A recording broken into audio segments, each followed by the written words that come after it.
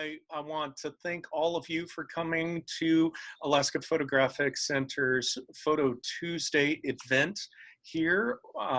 We're focusing tonight on excuse me while I admit even more people.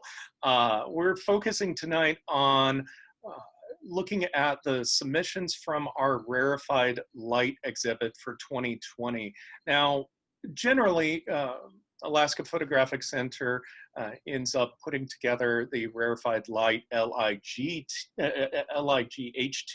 event each and every year. It's a traveling show that goes between Juneau, Fairbanks, Anchorage, and Soldotna. And it is the largest traveling photo exhibit in the state and features some of the best work from Alaskan photographers each and every year. The nonprofit group Alaska Photographic Center ends up providing a out-of-state juror to end up during that show and to provide a talk. That public talk provides Alaskans with a lot of context on what contemporary trends are in the field of photography, as well as what a well-established photographer thinks of the work that we're producing up here. So it's an exciting event. But on the other hand, this year has been different.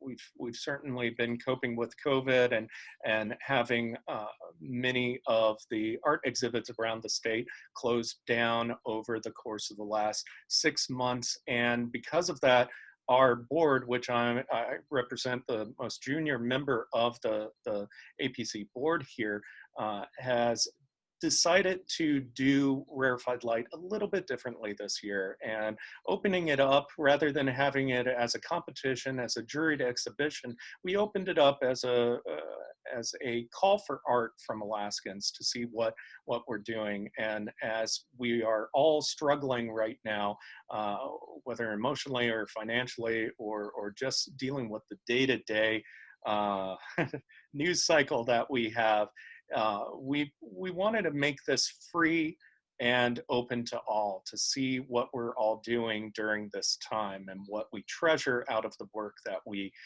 create. And so it's an excellent evening of programming here that we have planned for you. We have Richard Murphy, the former photo editor for the Anchorage Daily News. I know Richard through his work at the University of Alaska Fairbanks as a chair of journalism at the Communication and Journalism Department there. He served for 2 years as the Sneddon Chair up here, and he served as the Atwood Chair down in Anchorage. We've got Kate Wool, which is another Fairbanks-based photographer. Kate, you're still in Fairbanks, or are you in Juneau? Doesn't matter, one way or another.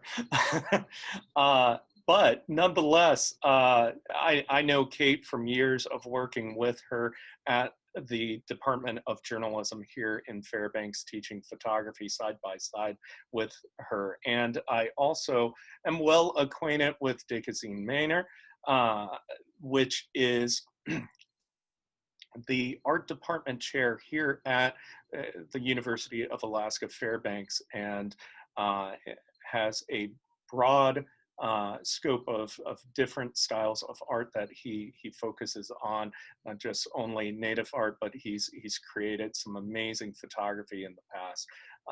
And I'm looking forward to seeing what these three voices, prominent voices in Alaskan photography, have to say with what we've got for submissions this year.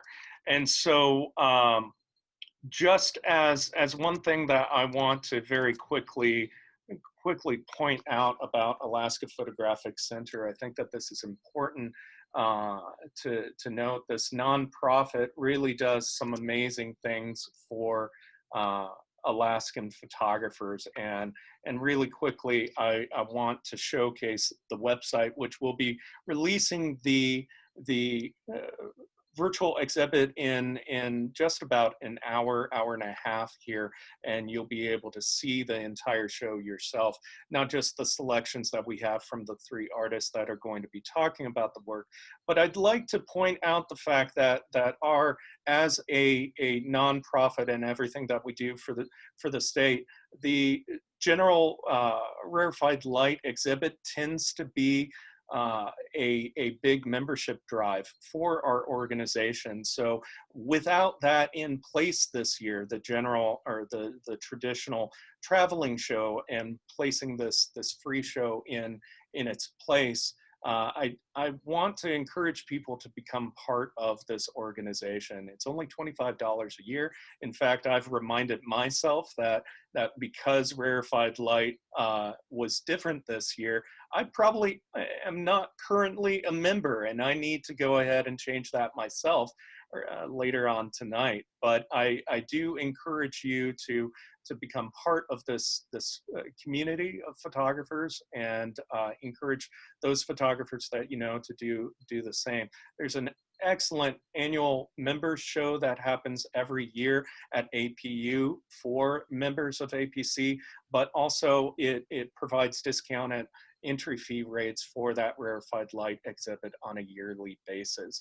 And so long as COVID is nice and goes away, we'll end up having that 2021 exhibition here, this traveling exhibition this next year.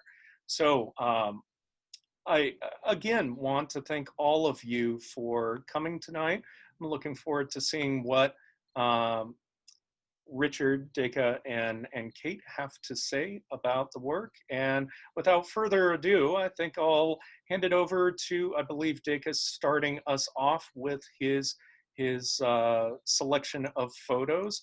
And then they'll follow with Kate and Richard at the end, and then we'll have time for questions at the end there. So thank you. Deka, I'll turn it over to you. Excellent. Well, thank you so much. I just wanted to say thank you to Alaska Photographic Center for having me here. Let's see, it does look like my screen sharing is disabled. It's probably because I came in just a little bit late. So just give me 1 second to do that. They keep on changing the rules on screen sharing and everything to try to keep everything as safe as possible for everyone. So advanced sharing options, all participants, there you guys go. So you should be able to share now, Deka. All right, great. Thank you so much. Well, hopefully everybody sees my images now. Just bring up my notes. So thanks everyone. So as first as I just appreciate the opportunity to be able to reflect on this year's entries. And as I went through my selection for the Rarefied LITE submissions, one thing jumped out at me right away going through the pieces. And this came from my own interpretations and feelings within the COVID in our midst, bisecting these two with really vibrant colors. But as I look and examine through these images, I definitely am struck with that lack of representation of the human within the representation.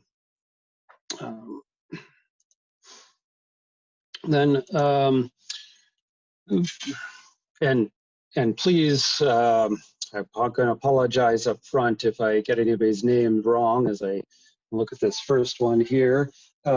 Bill, I guess I better turn off my phone. Sorry about that. Bill Haldenbergs takes a different approach with representing the land, being at the very base of the image, and most of the landscape kind of representing that dramatic cloud cover up above.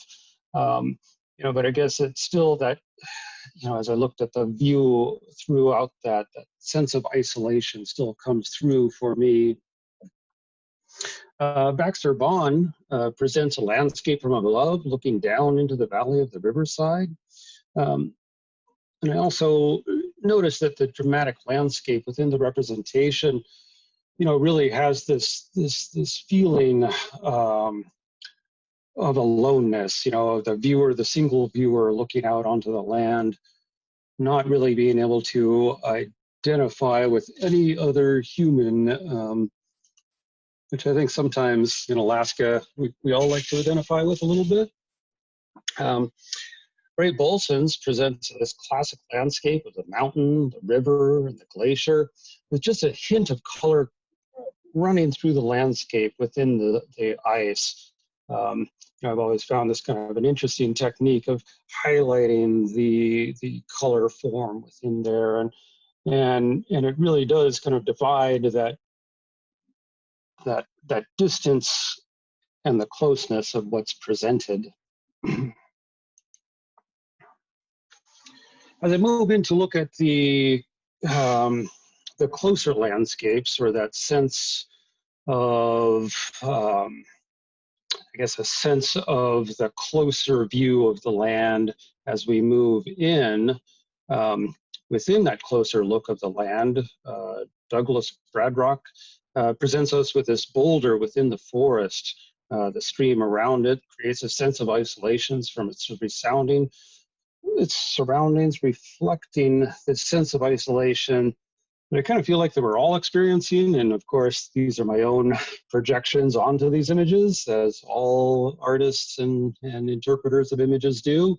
But this was how I looked across the pieces presented. And then the sunflower, it's kind of separated out from its surroundings with its pinpoint focus. And it really forces the individual to focus on these individual petals, this singular flower, again, isolated from the rest of the group within the field.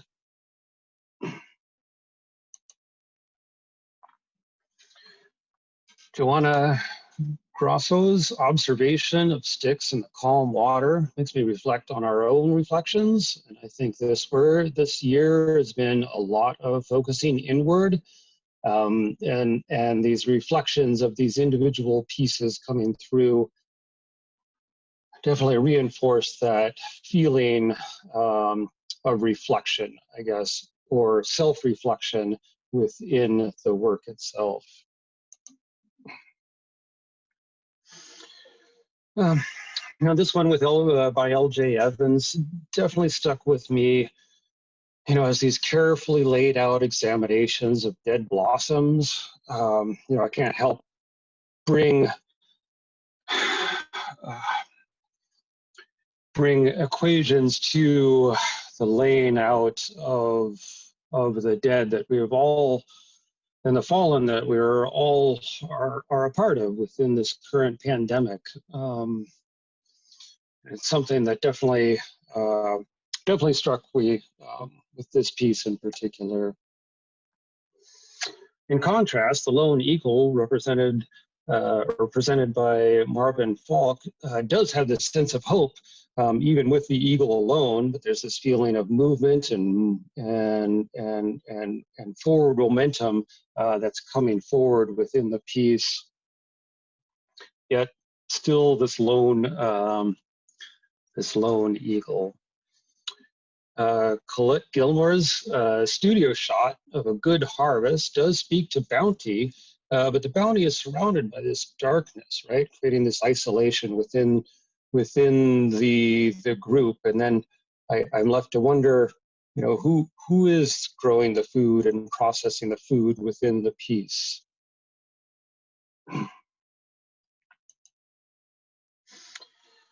And then the examination, as we get closer and closer, this examination of the macro or the micro is present in Mary Virginia Hall's presentation of the ice crystals that seem to reflect the turbulent ocean scene. I think we can all relate to living in Alaska.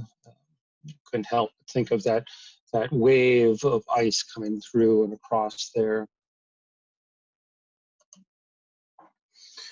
moving along with this theme of isolation that I found within the work, Bob Estee's work gives us another presentation of isolation with the flowers surrounded by darkness,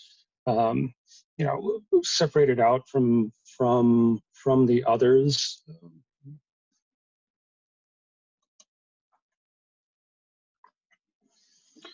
Then Hansen, please excuse me, Hansen and Nick Rith. I was trying this one over and over again. And Nick Rithen, excuse me, gives us a different look at the land with this mosaic of pattern and what looks like to be, that mud of that glacier silt that we all know, living in Alaska, standing on a river bank or the ocean banks, a view of the land looking straight down above, noticing those small patterns around us in our everyday life. Majai's presentation of these frozen leaves stuck in the ice, still with this hint of green left on the life, brings up the sense of being stuck. And I guess I have felt a little bit stuck lately. And these are, I guess my own projections as I look through, but that little bit of green, that's still a little bit of vibrance in there going through, yet frozen in the ice, definitely struck me within this piece.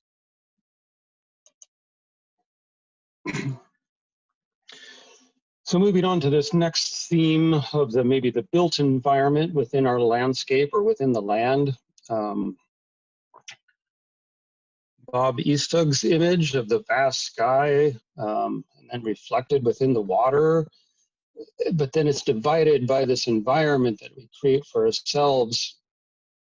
But even within this built environment, I see no single person moving throughout the environment. It's the sky, the water, and this sense of loneliness, I guess, as I was going through the work that I would call out. Susan's Susa Biggs' fallen church fence reinforces the sense of absence. As I'm looking at this image, I can't help but wonder, when the grave markers will fall, who's going to be repairing the work? How is it going to move forward?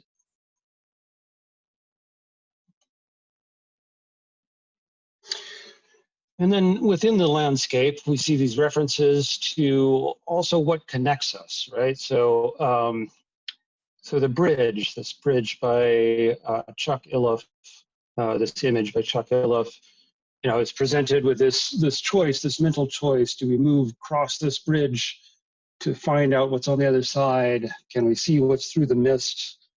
Do we examine that? Do we stay on the safe side? And thinking about how these images inform the way that we interact, I guess. And I definitely found it interesting that one of the other images that I chose out of this idea of transportation and we moving through the landscape is by Blanche Illiff. And again, these boats that are presented to us with this sense that we could take the journey at any moment if we chose to. I guess really kind of put stuck with me in it also. And then thinking about what does join us together, right? As I present from my home, information is being transmitted and moved across the air and the lines above us, and I can't help but think about these distractions that or these normally thoughts of distractions that we see within the landscape are really these points of connection for us right now, or maybe for me, maybe she spoke to me. Now, not all images were void of people, but I did kind of select these images that I was thinking about that seem to represent the group. And as I, and as I finish up my section, I wanted to end with this piece by Bob Curtis Johnson. To look for hope, I guess, in this idea of what we value and what we would like to, or what I would like to see in the future, which is getting together with friends and family, sharing a meal, and enjoying each other's company again. So not exactly sure how my time went on that one, but this was my section of the presentation, and definitely will stay on with questions or discussion afterwards. And just wanted to say thanks again for everyone for allowing me to reflect on the work presented. Kanatish. Thank you very much, Dega. You were perfect on time. I'm amazed by this. Everyone's figured this out a lot more than I have. So thank you. And we'll transition now to Kate Wool.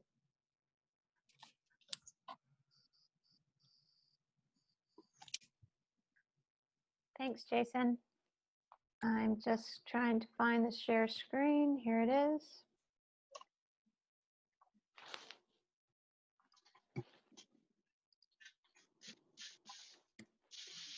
Can everyone see it?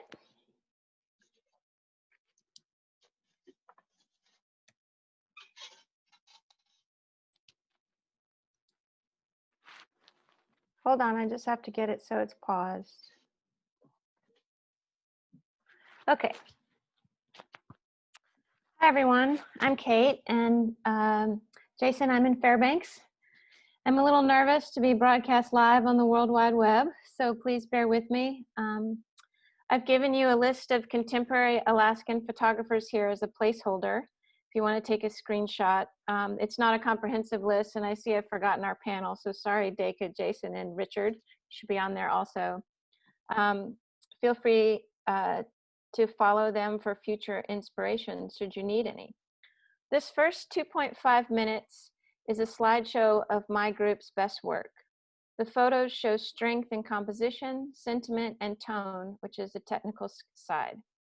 After this short display of great work, I will give you a behind-the-scenes critique. Okay, here we go.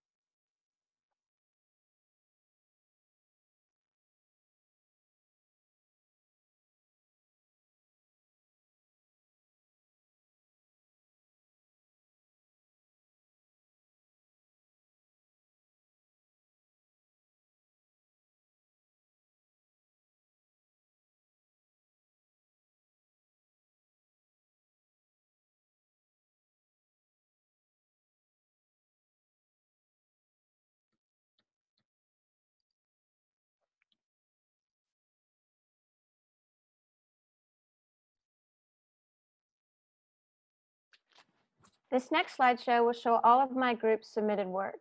I will give a critique as if we were walking through this exhibition behind the scenes. It is my hope that each of you can benefit from all of the critiques because it might give you tools for additional thought processes the next time that you are making or editing photographs. For me, the strongest work is successful in composition, sentiment, and tone. The photos in these slideshows will vary in size because I'm showing you exactly how they were submitted. Remember, these critiques benefit everyone and shouldn't be taken to heart. Ready? Andrea, you have a landscape eye, a beautiful pastel palette, and you see the big picture. Number 1 is your most successful, and I'm still looking for the skiers. The bush and tree make this image. I have given you alternate images with a deeper black and a whiter white as an alternate composition and processing. I encourage you to vary your horizon line and expose more for the highlight so you get a deeper black. Wayne, your composition is in there and I know what your intent is. I will use your images as examples of moving closer to the subject and redirecting the viewer by eliminating bright things and white in the edges. These roots and trees are beautiful. By moving in closer, we eliminate some of the bright areas of the photos and concentrate on what I knew your intent was when you saw these. Here you can see what you were initially trying to photograph.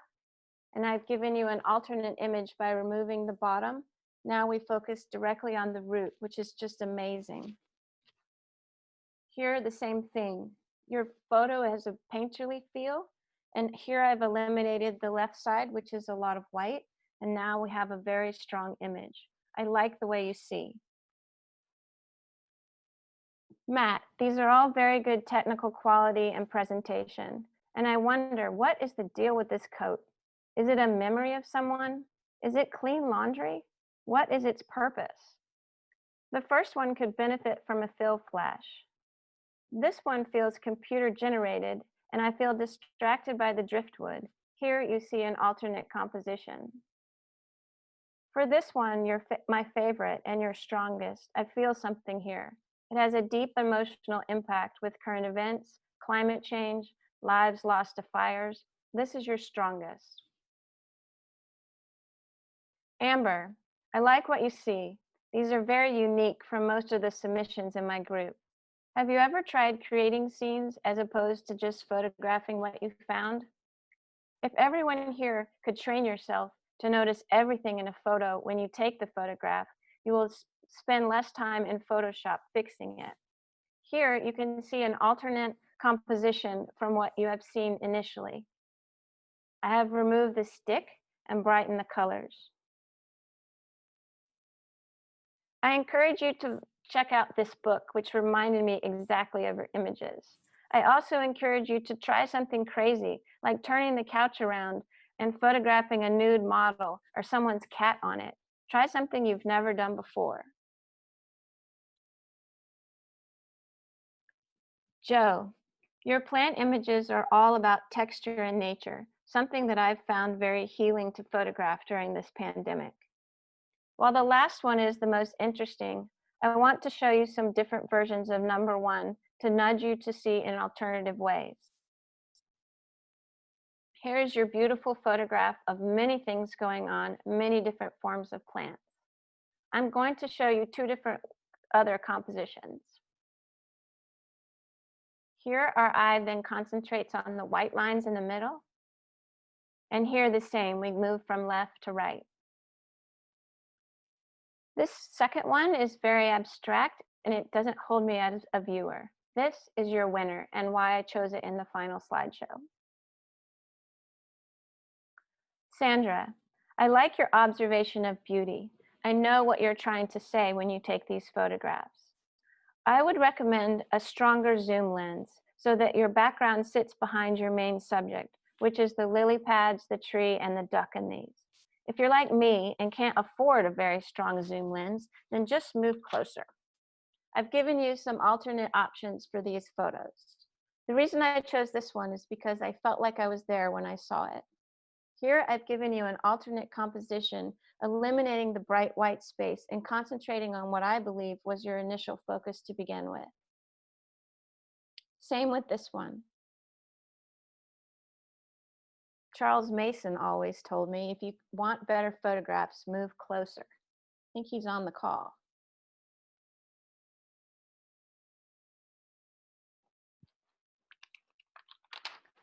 Iris, you have a consistent eye, good contrast, and very good technique. Another photographer friend, Brian Allen, always said when submitting work, make it all the same. It'll make more of an impact. I never liked that advice because I always felt like a true photographer could photograph anything, anyway. But here you can see the power of style and theme for a juror. These are very strong as a trio. It might be nice to sometime to incorporate the same style with a human element or a fashion shoot, for example. You could experiment with your consistent eye and your style to see if your style could transform to other forms of photography. Andrew, you have a panoramic and ethereal eye. I would say on this strongest image of yours, which I chose in the final grouping, that I would work on the color popping a little bit more when processing. It is so subtle here, but it is so beautiful, and I think it could make the image even stronger. For your second one, I've made it a panoramic because I like it with the other two as a personal experience. I would also encourage you to try some panoramics with a human element. Here you can see them all together. Bonnie, your first one has great skill and technique, mimics a painting, and has broad-based appeal. The colors are magnificent. I also like the texture, but I don't feel anything. In the second one, I feel something. It's lonely, it feels disconnected, much like we're all experiencing now. I would work on the top left corner in order to fine-tune the technique. In this third one, I'd like to see the left side of the petal edges so that they enable us to move around the image back to the center, which is the yellow. Ray. The first one has strong composition and very good quality of light. I would burn the top left corner so it brings us back in. I get an emotional feel from this. It makes me think of suicide, but it also makes me think of fashion, and I really want to know why I took this picture. The second and third ones are very hard to decipher and therefore take away from the photo. Macro photography can work if you make the subjects either recognizable or strong compositions. These have great texture, but they don't keep me engaged. Petra, you have beautiful tone and technique and all have a very feminine quality, much like the work of Alfred Stieglitz or Georgia O'Keeffe. Number one is the weakest. It is very hard to tell on the screens what it is. Number two is very sensual with excellent tonal quality. And at first I thought it was a woman flipping her hair, so it also has mystery. Number three is my favorite. It's good technique. It has mystery again, and I'm curious about it. Lucky Linda, number three is your best submission. I stare at it, trying to figure out what those cones of snow are, and it feels like a well-attended snowman concert. Primary colors always work, and my eye moves around this image. Here you can see an alternate composition. I encourage you to work on quality and quantity of light observation and thinking about focus. Sheila, I see multiplicity as a recurring theme here. I want to see this big one as big as a room wall because there is so much interesting detail which is almost lost on the screen. It's almost too busy. Number two seems like a self-portrait. What are you trying to say about yourself if it is? It reminds me of Phantom of the Opera, so it feels like I've seen it before. I encourage you to revisit this with an individual artistic touch, and I think it has promise. I moved through this image, your strongest one, seamlessly. The composition is very strong, and I would fine-tune some technical aspects like the left side and dodge the shadow on the bottom floor enough to see individual stone lines. There's so much texture and so many shapes here. Jenny.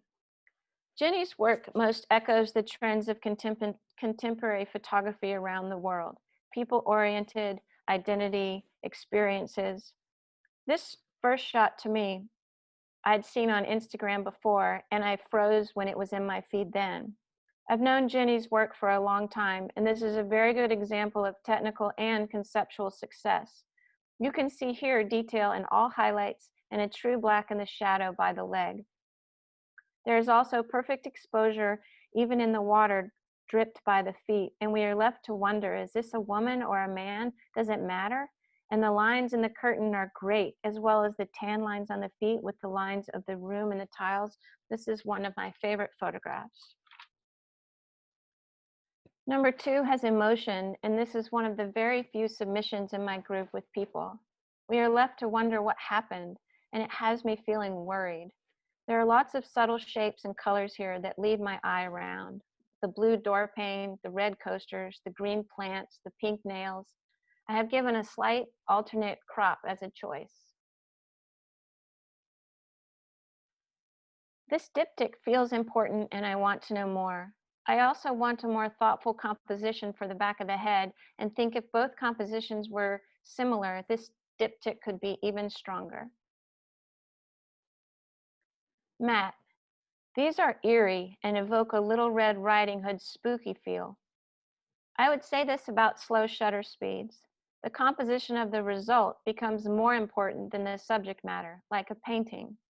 I have given you a stronger composition for this one. I get a lot of feeling for this strong image that I chose for the final group.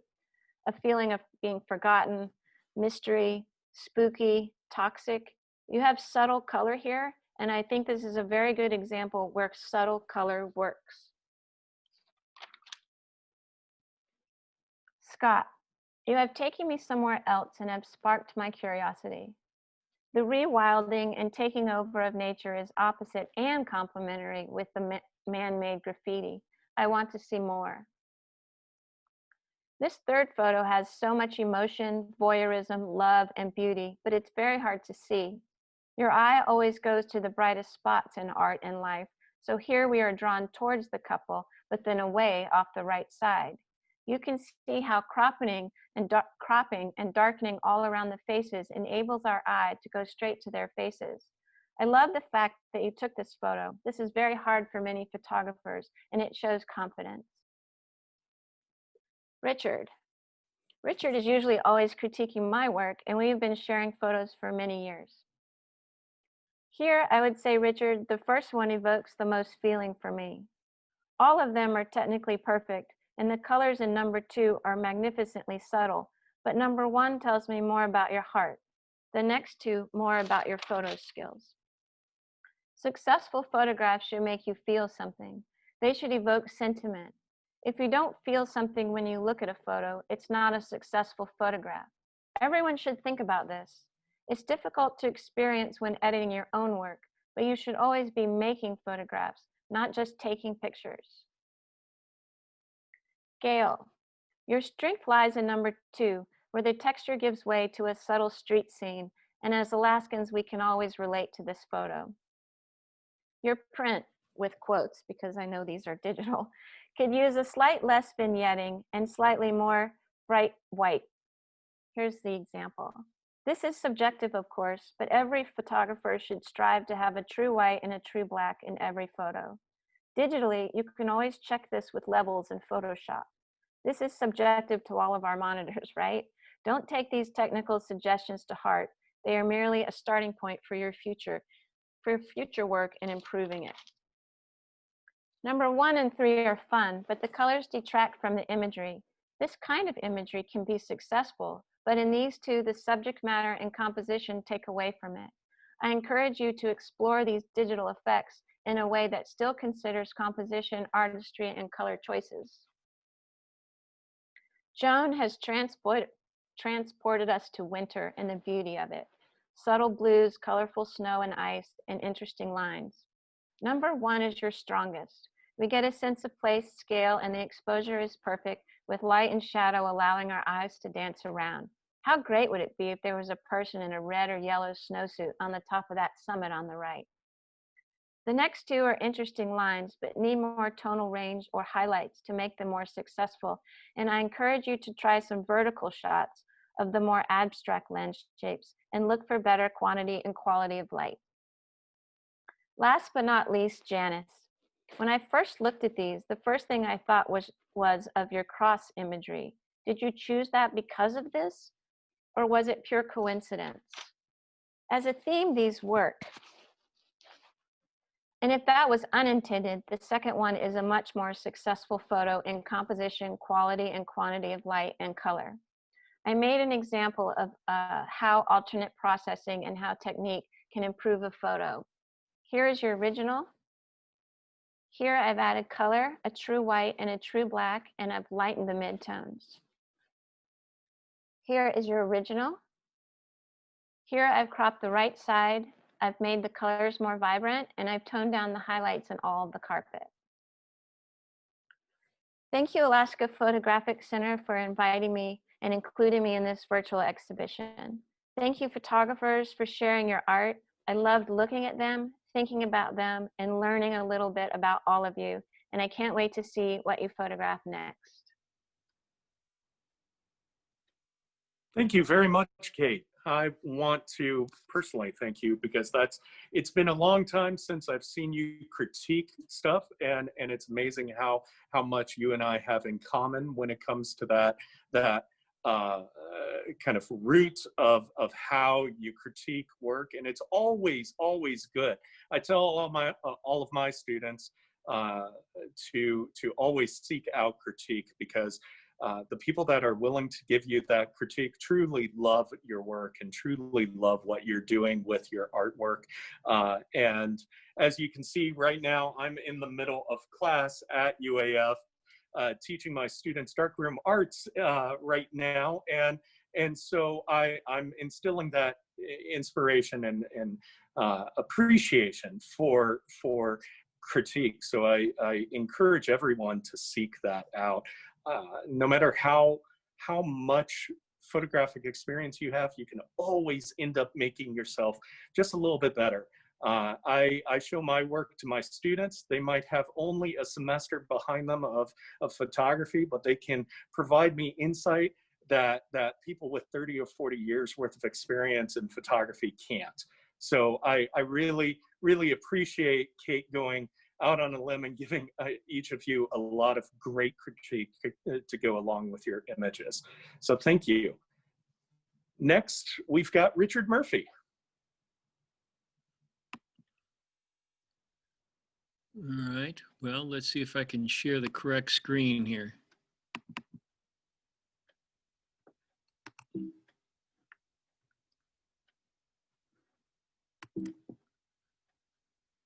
Well, I want to get this up to the single screen, but it is not happening for me. There we go. Richard, it looks great that way. Okay. I've only chosen one picture from each of the photographers who was in my group. So you won't get to see everybody's stuff or all their work. You'll just see the one image I've shown. It says my sharing has stopped. Is that true, Jason? No, I can see your images. Can you cycle through one or two? Yep. All right. Okay, it's not showing it. So maybe unshare your screen and share again. That might be the problem. All right.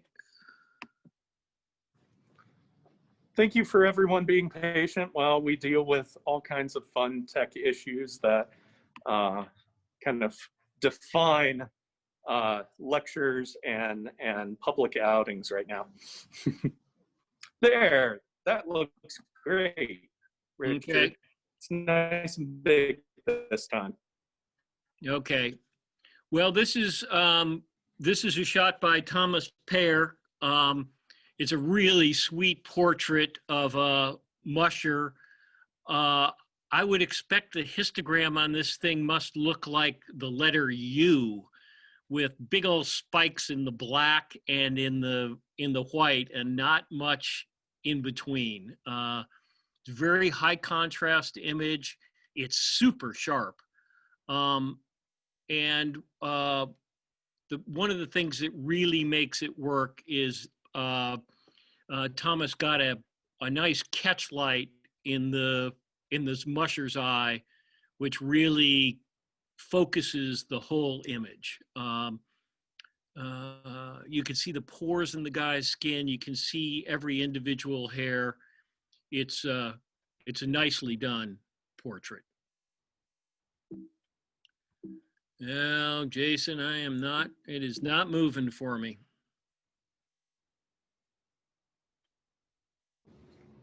Let's go ahead and have you reshare your screen again and see. Okay. Are you sharing just a specific app, or are you sharing the entire desktop? Well, I hope I'm showing the entire desktop, but perhaps I'm just showing Bridge. Let me,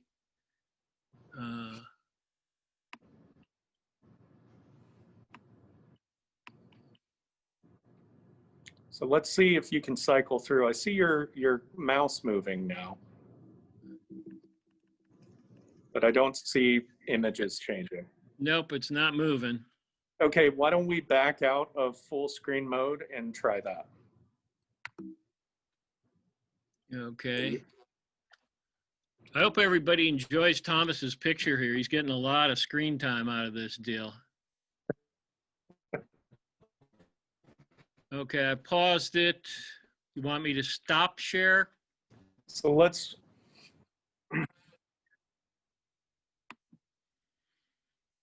Shit.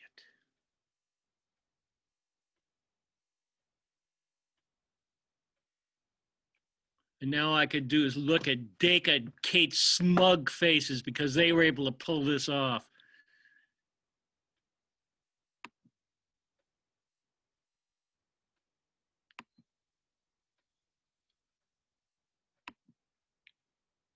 okay, so let's go ahead and have you share that screen again, Richard. Let's see if we can't get past this image. Yeah, it just won't move, Jason. Okay, so let's get out of full screen mode, and in Bridge, let's get out of full screen mode and just show your bridge. Let's not try to expand it.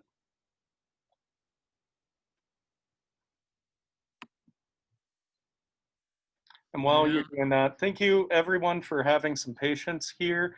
I am going to try to log in and share this from a different resource. Shit.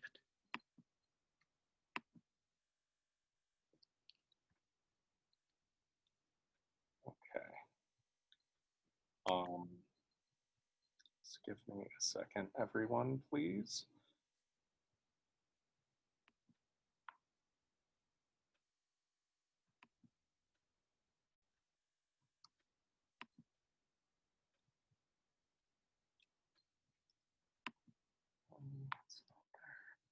Okay, that seemed to work. Richard, can you now try to cycle through an image?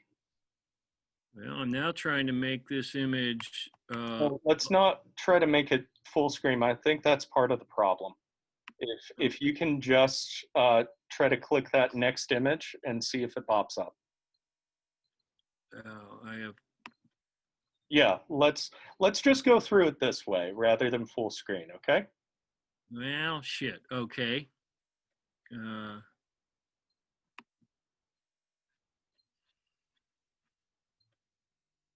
that work for you, Richard? Not working yet. Okay, well, I guess we'll do it this way. Yeah.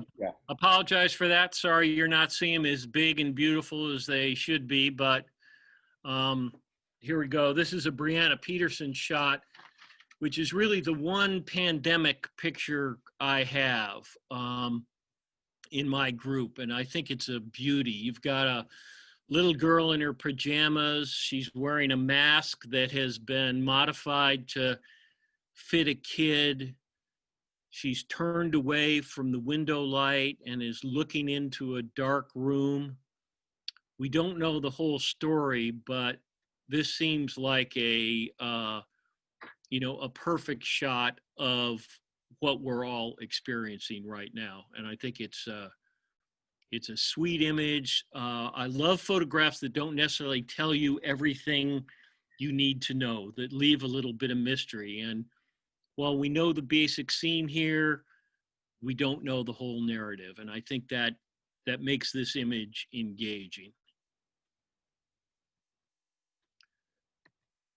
This is a Tammy Phelps shot. And the thing I love about this is that you look at it and you think you know what you're looking at, and then you realize, oh no, I don't know what I'm looking at.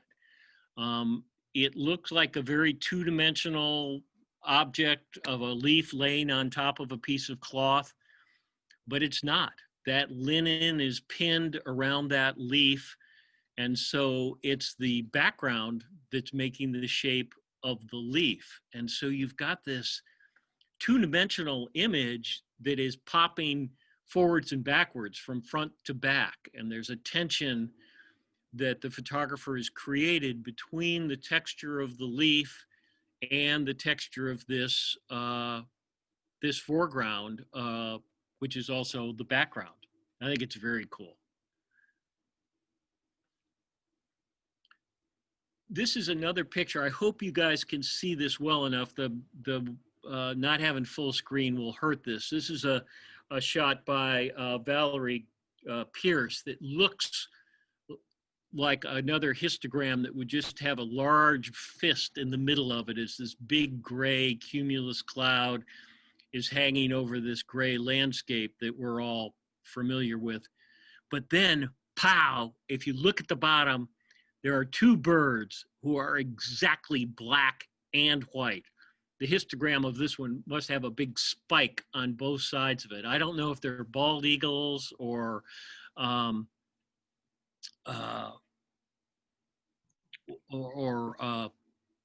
another large white and black bird, but they're what again create the tension. You've got this very gray background, and then you've got these little specks of white and little specks of pure black that just pop and make the and create a tension once again between the two elements, the tonal elements in the photograph. It's very successful. Hey, Richard, can you move your sensor or your cursor just a bit? It's on the middle of the images. Okay. Thank you.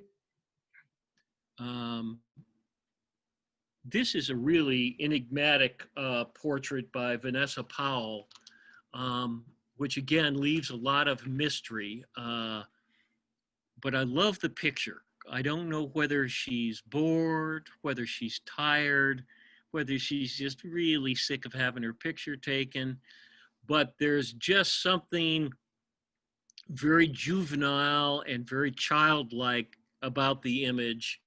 And again, it's somewhat enigmatic. We don't really know what all's going on here, but I'm captivated by it. And this poor child will be really upset when this picture is shown at the slideshow of her wedding, I'm sure. This is a very cool picture by Bart Quimby, which looks like an ethereal gray creature coming down to suck color up into its body from this Technicolor pond. It's really, it's a really interesting shot. You know, if I was going to shoot this thing, it would have been all black and all white.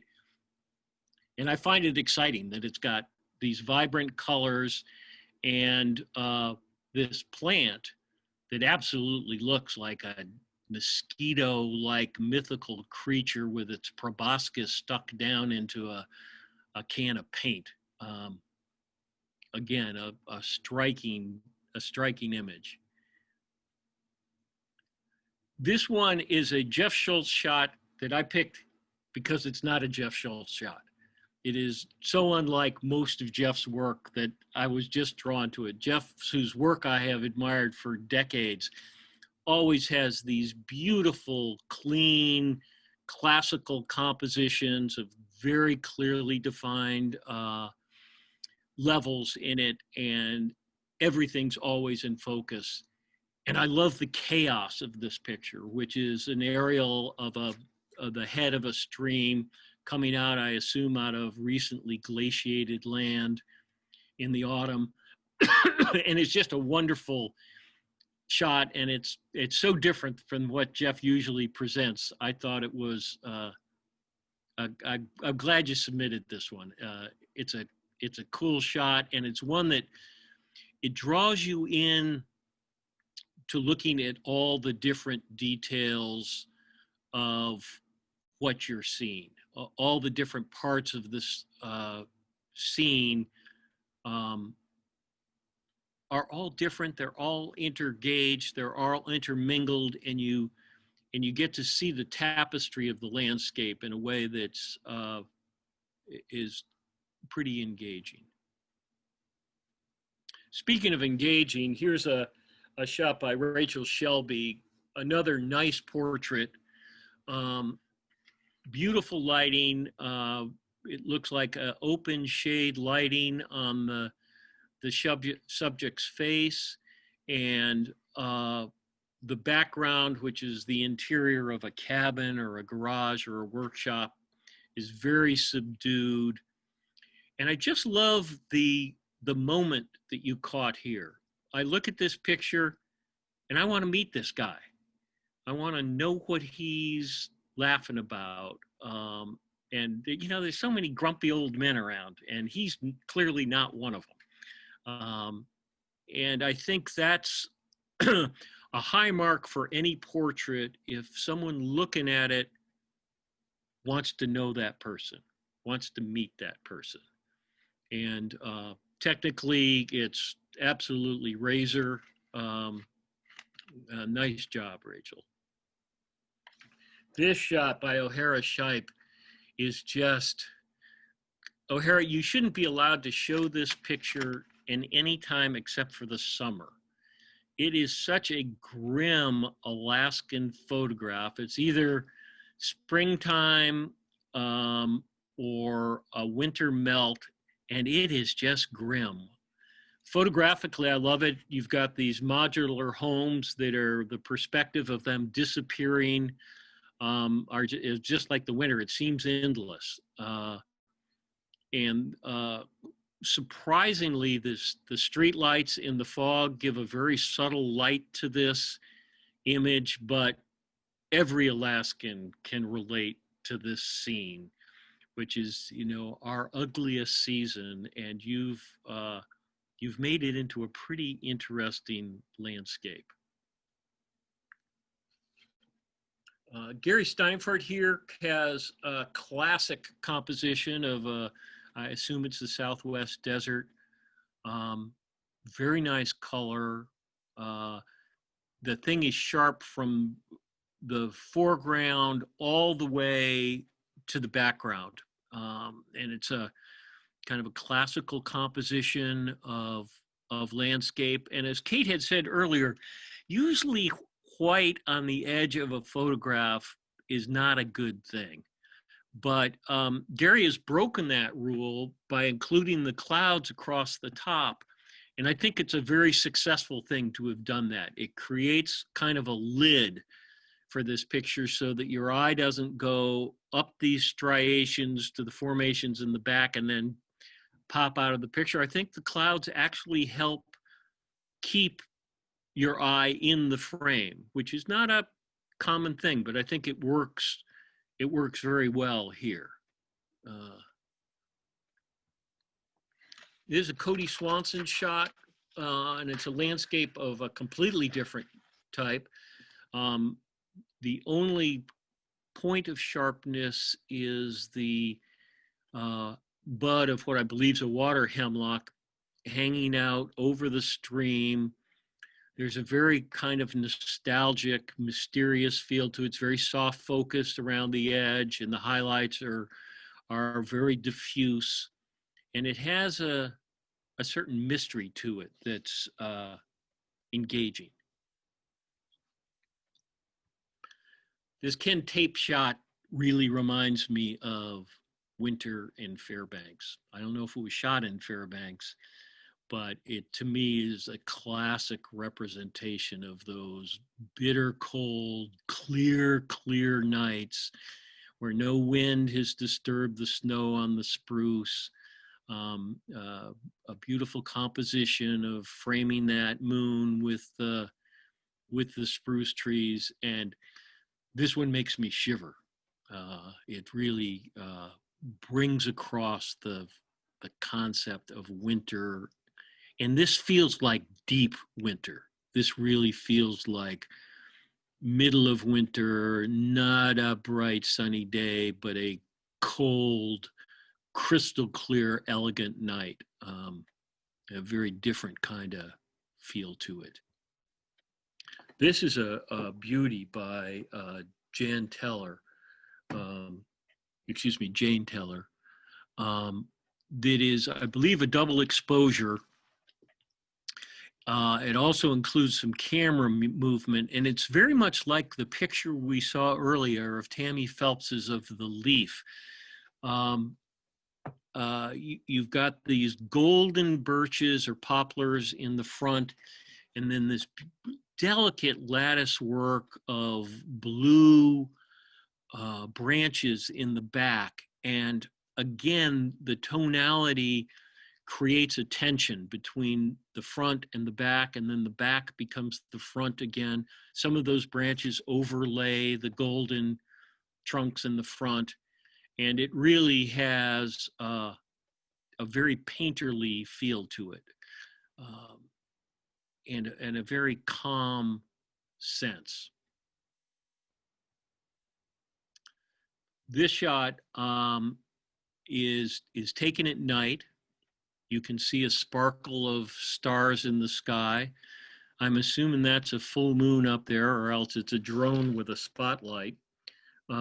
This is a Benjamin Trailer image, and it's just crystal, just the way I'm sure that night was. It looks like it's on a glacial lake, and these icebergs are razor sharp and luminous. They really glow.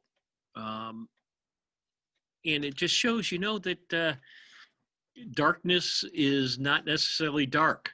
This is a great image that shows the life that you can find on a full moon night on a clear winter night in Alaska.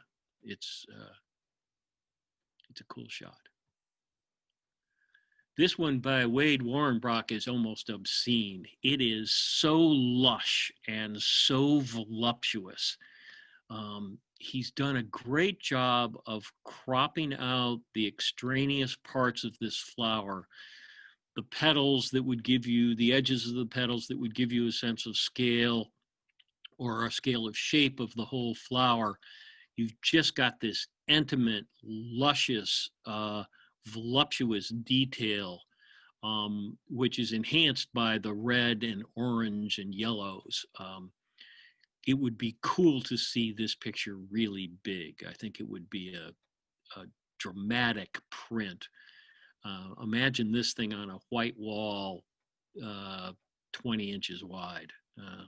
It really is a wonderful hothouse flower portrait. This shot by Harry Walker just made me laugh. And one of the things I love about it is the mystery of it. And, you look at that, it's the hand of man, obviously, with these rocks, but the cliff is so raw and broken rock, as is the cliff to the left behind it. And these stones are obviously water worn from a river, or I'm guessing a seacoast. and been placed in there. And the contrast of textures is just terrific in this. And it's this enigmatic image. It's sort of like Stonehenge. You go, where did these rocks come from? What's going on here?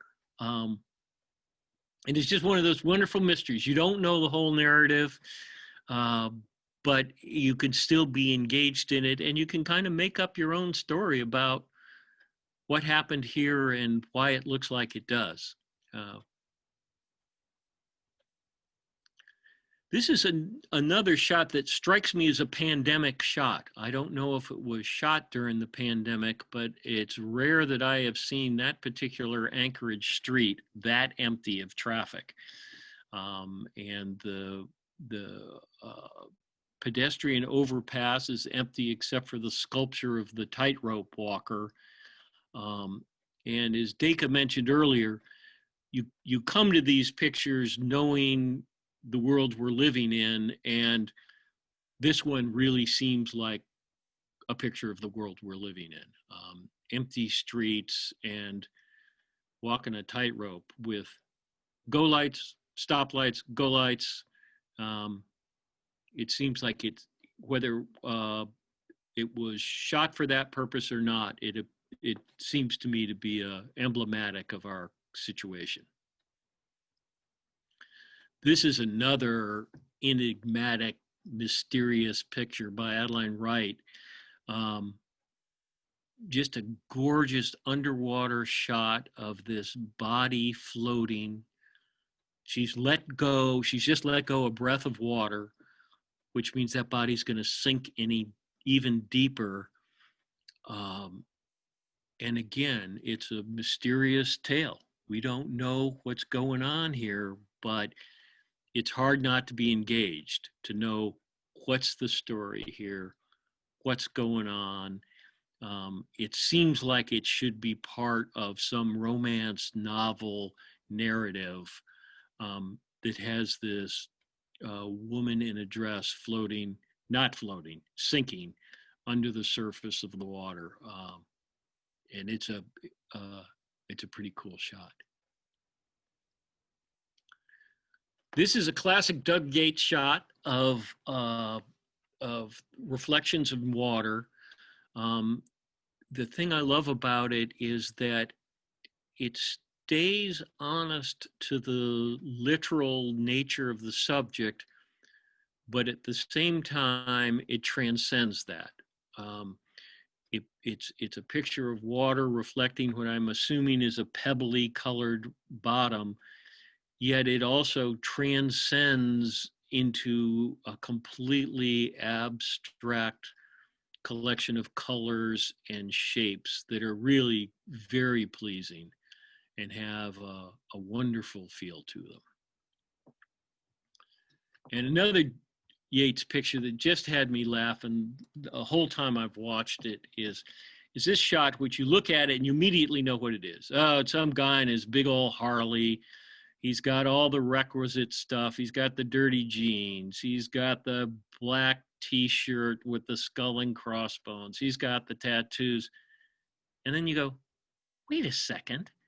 That's not a big old Harley. That's some kind of little scooter.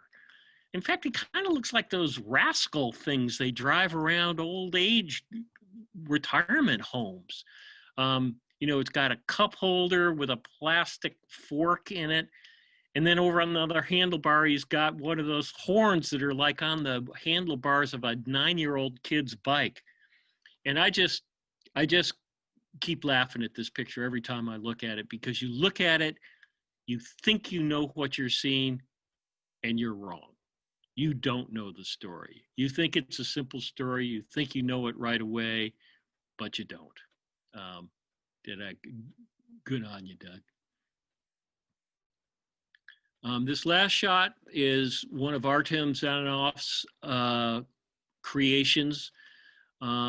It's technically called light writing, but when Artem does it, I think of it as more like light sculpture.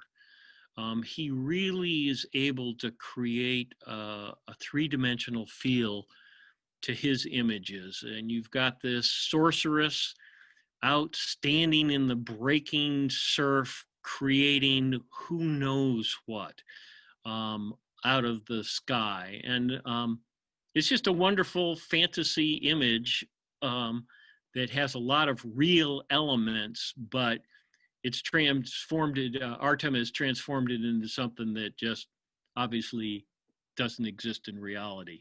And it's pretty neat. And that's the last of my images. Thank you very much, Richard. I have always enjoyed hearing Richard talk about photography, whether it's other students' photography or, in fact, he's looked at quite a bit of mine and critiqued it throughout the years. And he's always got a very deep way of looking at the work and involving some amazing language to really describe what he feels when he sees images like this. So I'm really glad that we've had him, Deka and Kate here tonight to really showcase the diversity of what the state offers for minds in photography and how we approach photography, but also how we connect to it. And so it's been amazing hearing from each of you, and amazing that each of you provided a different kind of context to all of the work involved. I'd like to open it up for questions right now. What I'm going to end up doing here is as we switch to questions, I'm going to provide the web link to the gallery that is live now.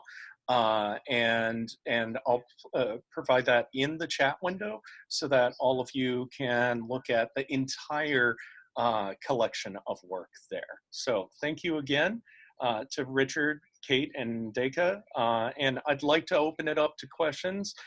Feel free to just unmic or unmute yourself and ask your question. Well, hi, this is Deka, and I just wanted to say, I was only had the view of my selection that I was working on, so I was really appreciated seeing the very vast diversity of everybody's work and the great commentary for my co-moderators. So thanks, guys.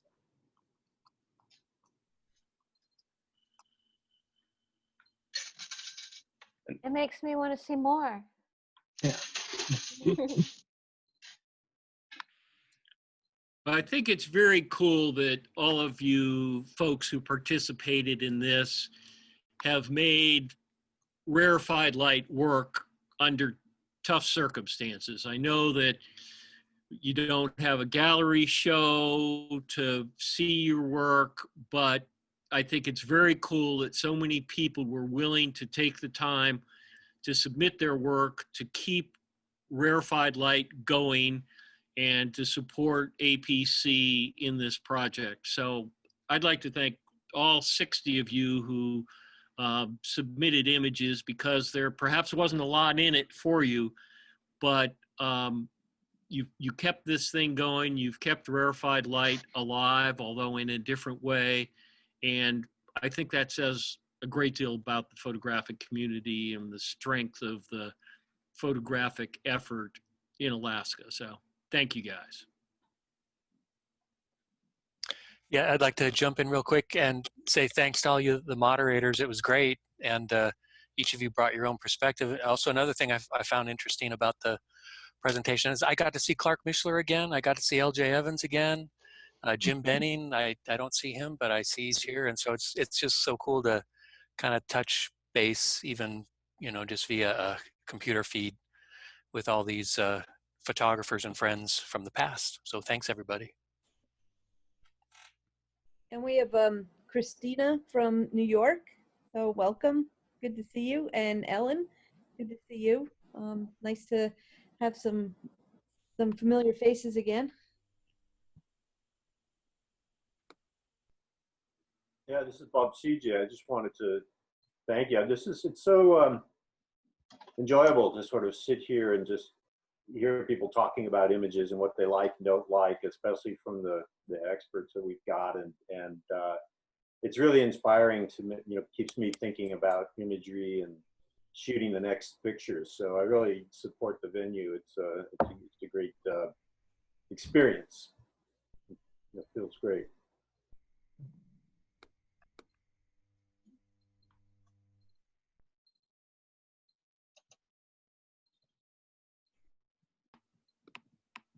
Our jurors this time.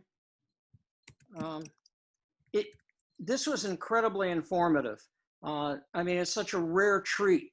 I mean, a group of us critique each other, but what a rare treat for us to get external critique. And you've inspired us to do even better for next year.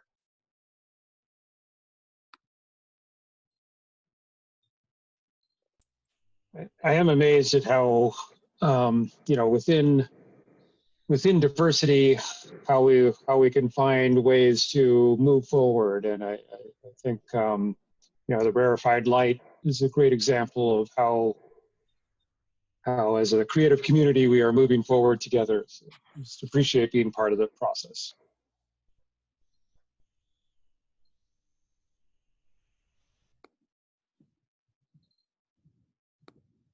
Don't be shy, everyone. I was just trying to think of a time that you shouldn't get closer to get a better picture, Kate, and I'm thinking maybe crocodiles. Kudzu. Hey, no, you can't ever get too close to kudzu. Kudzu grows 3 feet a day. You got to watch out. It was great to see all the work and the scope of it. And some ways I probably looked at the images harder than I would have on a gallery wall. So certainly seeing the diversity of them. So it's cool work, you guys. And good job, Jason. I'm trying. I've realized very quickly that I need a co-host for these events because I've also got a waiting room, so I'm trying to talk to the camera while looking off to the side. If you're looking for an Ed McMahon, you gotta look elsewhere, man. I need eyes like a chameleon, so I can have one trained at another screen. Jason, thank you. And Kate, Richard, and Dacre, I thought it was terrific. Thanks so much. Welcome. Yes, thanks to everyone. This is Bonnie. My camera's not working, but we'll get you an assistant next time. So I want to thank Jason. everyone at APC for this opportunity. I came on the board earlier on in this year after I started helping them out with outreach via the social media. So I hope that you all have recognized a little bit more of a pronounced social media element of APC out there. That's one of the things that I do a lot, and I love taking this over from a variety of different nonprofits that I'm associated with and help them out with that. So we try to get the information out there even more than before. We've done a great job before, but there's always ways to push it out there more. And I hope to make APC an even bigger entity here in the state and element of change and inspiration when it comes to photography in the state. So one of the things that I wanted to mention was that we're trying to get back into the regular monthly meetings when it comes to these photo Tuesdays. They're going to be shifting a bit this next month to a photo Wednesday because obviously I can't do Tuesdays. So we're going to end up having a Photo Tuesday about 3 weeks into October, where I'll be featuring my work, which is opening up at the Bear Gallery in Fairbanks called Resilient. And it's been a little delayed because of a power outage. How Alaskan of things to be delayed because of power outages by a full month. But that opens on the 2nd, and I'll be talking about that work, which I've been working on for about 5 years. I'm reluctant landscape photographer, I guess you could say. Definitely didn't think that I'd end up where I was with that series, but I'm excited to talk to each of you about it and share not only the venue that it's hanging at, but also about the whole series as well. So that'll be next month, and we're starting to line up even November here in just a couple weeks. We'll have information about that as well. So do we have other questions? I don't have a question, but I also wanted to chime in and say what a fabulous job Daka and Kate and Richard did with their critique and their just being generous with their time and their feedback and really thoughtful comments about all the photos. And I know it was called Rarefied LITE, but it was Rarefied Substantial. I mean, it was really fabulous. I truly enjoyed this, and it was a lot of just a lot of things to think about. And I think you know, when you look at Rarefied LITE in the museum or international or wherever it is, it's nice to see that in person, but in a strange kind of way, there was a human connection with this in the time of COVID that you don't get with that. And I enjoyed that. I enjoyed seeing people that I haven't seen and hearing comments, and I truly enjoyed it. I thank you all for organizing this and doing such a great job. I truly enjoyed it. Thank you. I just wanted to chime in and say, you know, similar, that I really appreciate this. I really enjoyed this. I really loved the chance to, you know, see all the photographs and, you know, see some familiar faces I haven't seen in ages. And I'm just happy to be able to participate in this from 2,000 miles away. So. If I would offer anyone to reach out if they had other questions, Petra or the APC Center has my email. I know a minute isn't very long to talk about everyone's work, so if I went too fast, you can always write me. What did you say? I have it all written down. Feel free to reach out. It's fine. I've got a question for Matt. You'll take it. I'm curious about your decision to put the flying coat into the burn. And how you felt that and imagined that. You're muted, Matt. All right, so thanks for the question. Yeah, so I've been doing kind of a series of the field jacket. I inherited a bunch of objects from my father's estate, and I've been using them in photographs lately. And yeah, so I've the first shot was from my backyard. The second shot was from down in Ship Creek, and then the third one that that showed the actual trees on either side of the jacket was in the burn down by Sterling. And I had a vision, or a sort of I had a not a vision, but a preconceived idea of what I might like to do, and that is hang the jacket amongst a bunch of burned out trees. And as I've driven through there on my way back and forth from Homer, I've just seen some amazing, just shocking, really, landscapes with that burn. It's just kind of incredible, tragic, emotional, but just visually stark. And so I thought that I might be able to do something with that, and that's the best I could do. It was so hard to walk around in that landscape, and then climbing up a burned tree is not easy either. And so, but anyway, thanks. I appreciate the thought, and it kind of got to what I was hoping for, and that was for me, the jacket is a witness, and the burn area is something being witnessed. So, and that's about all I have to say about that. But thanks. I also have a question for Matt. Matt, I know how old you are. How come your hair's not gray yet? Well, how do you know how old I am? I've known you a very long time. Well, this is Clark. Hey, Clark. Yeah. Yeah. I know. I'm older than I thought I ever would be, and I still feel like a kid. Well, I ever thought you would be. I know. I do. I've always felt like a kid, and I still feel like a kid. I really do. And yeah, well, if you look closely, I have gray hair, and but I feel good. I'm.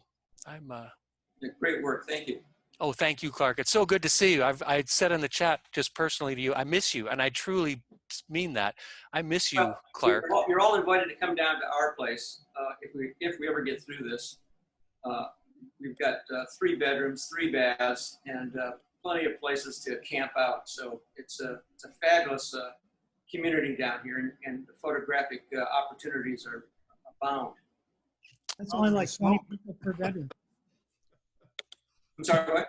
It's only like 20 people per bedroom. Yeah, it will make it work.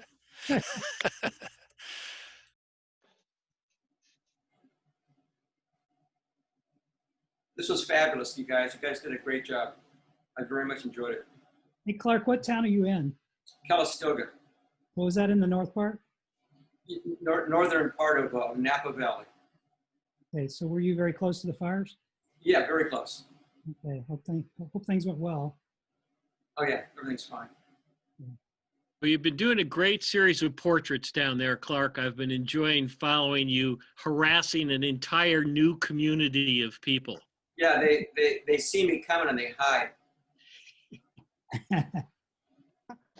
Yes, Clark, and hi to Mitzi. That's not true, Clark. They love you. I also wanted to say, Jason, you did a fabulous job. Yes, thanks, Jason. Yeah, thank you, Jason. Really a great job. Thank you. Thank you for your patience as I'm on 2 separate devices, one as a host and one running back and forth between my darkroom as I'm teaching students. So I really appreciate your patience as we dealt with this. And for those of you that saw the slight issue that we had with Richard Murphy, I'm convinced that his computer is possessed. We tested this all out and everything worked perfectly. So I cannot blame Richard for this at all. His computer is possessed and he's on the side of a mountain up there in Anchorage. So I'm pretty sure that it's probably his internet too. So, or at least I'm going to blame that. Great. As long as I'm not to blame, Jason, that's perfect. Not blaming you at all. I don't think it's you at all. I think it's Zoom. I mean, honestly, if you have a perfect Zoom, something's wrong. You know, everything always goes wrong with this. I've got a whole conference this weekend through Society for Photographic Education that I'm doing remotely through Zoom, and I'm just waiting for every single session to bomb out even worse than it did here. So this went well, quite well.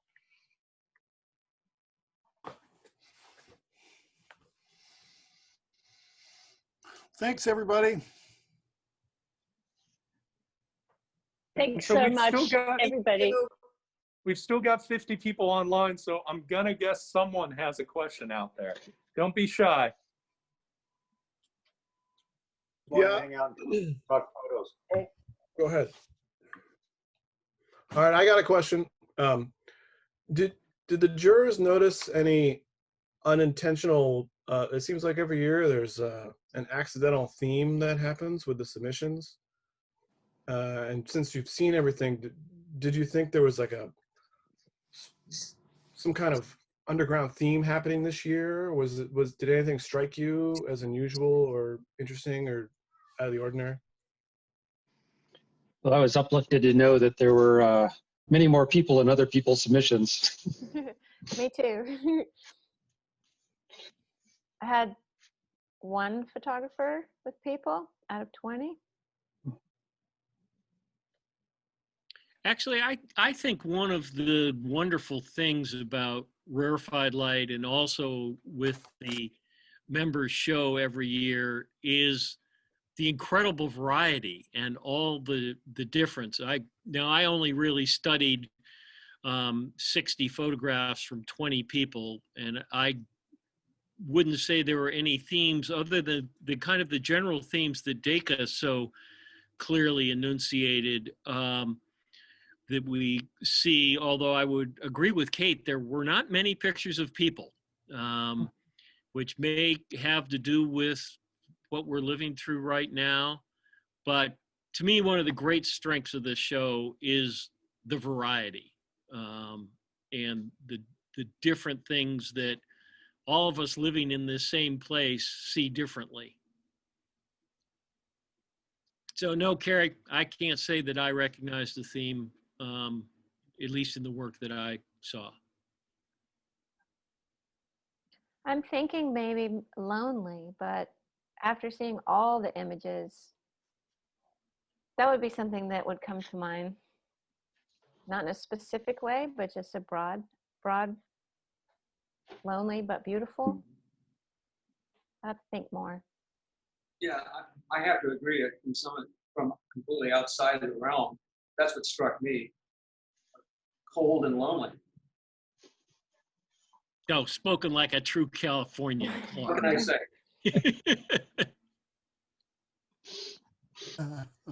Yep. God. Hey.